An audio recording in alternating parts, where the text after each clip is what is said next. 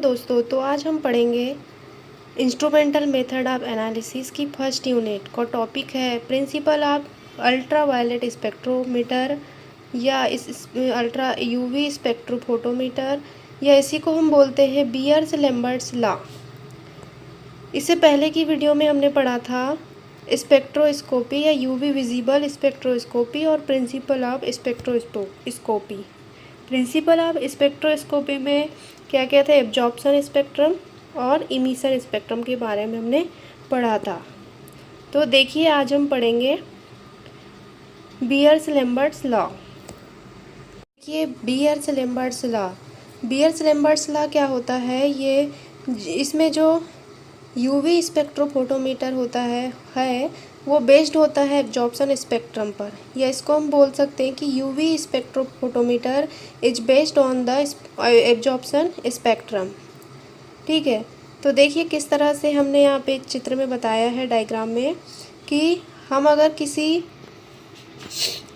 चीज़ में या किसी कोई कंटेनर है उसमें हम टार्च मारते हैं, तो जब वो टार्च की जो किरणें होती है वो जो इस साइड की इसके कंटेनर के पहले वाली जो रेस की होती है वो इसको हम कहते हैं इंसिडेंट, और जो एब्जॉर्ब होने के बाद जो बाहर किरणें निकलती है उसको हम कहते हैं ट्रांसमिटेंस।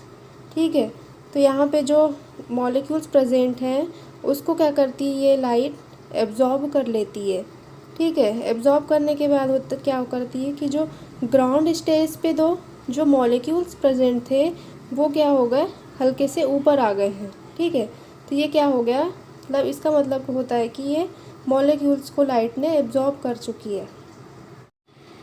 ठीक है, उसके बाद देखिए एब्जॉर्प्शन इजिकल टू होता है इंसिडेंट माइनस ट्रांसमिटेंस। ठीक, अब देखिए बियर्स लैम्बर्ट्स लॉ।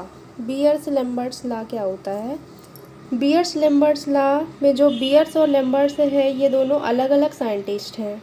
ठीक है, और ये इनने जो लॉ दिए हैं वो भी अलग अलग है, पर हम जो स्टडी करते हैं साथ में करते हैं इस तरह की बियर्स लैम्बर्ट्स लॉ, इसलिए हम इसे कहते हैं bears Lambert's.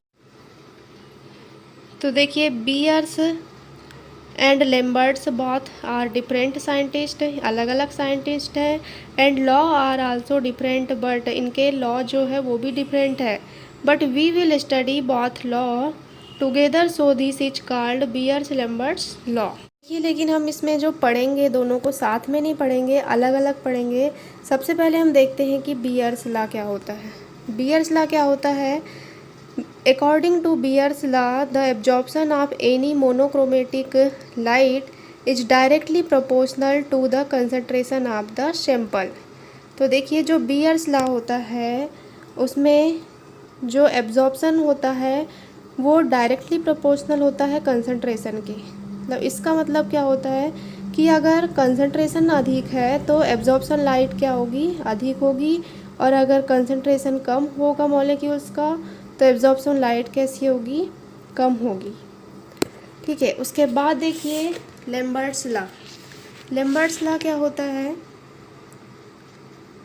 Lambert's law according to Lambert's the decrease in intensity of light is directly proportional to the path length travelled by the light. इसका मतलब क्या होता है कि एब्जॉर्प्शन होता है डायरेक्टली प्रोपोर्शनल किसके, पेथ लेंथ के। मतलब कि अगर पेथ लेंथ ज़्यादा होगी तो एब्जॉर्प्शन लाइट क्या होगी, अधिक होगी, और पेथ लेंथ अगर कम होगी तो वहाँ पर मॉलिक्यूल्स का एब्जॉर्प्शन कम होगा, जिससे वहाँ का एब्जॉर्प्शन लाइट कम होगी। अब देखिए the absorption of light is directly proportional to the path length travelled by light.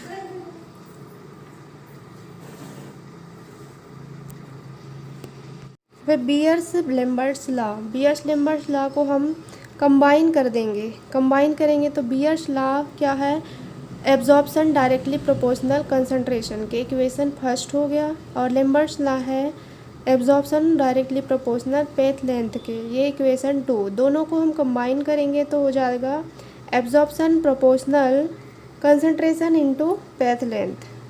अब absorption is equal to epsilon concentration into path length, जहाँ पर वेयर सी क्या है, कंसंट्रेशन है, एल पेथ लेंथ है और एप्सिलॉन क्या है, एब्जॉर्प्शन कोफिशिएंट। तो ये हमारा हो गया क्या, बियर्स लैम्बर्ट्स लॉ।